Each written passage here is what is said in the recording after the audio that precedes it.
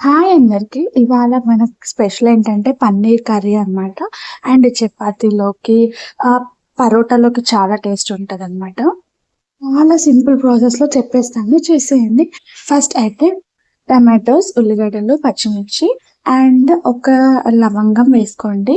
And దాని తర్వాత అది కొంచెం ఫ్రై అయిపోయిన తర్వాత అదే ఆయిల్‌లో కొంచెం ఘీ ఏసుకోండి. కొంచెం జీలకర్ర యాడ్ చేయండి. ఈ పేస్ట్‌ని అందులో వేసేయండి. కాసేపు అలా మంచిగా వదిలేయండి. మంచిగా వదిలేస్తే చాలా టేస్ట్ ఉంటది.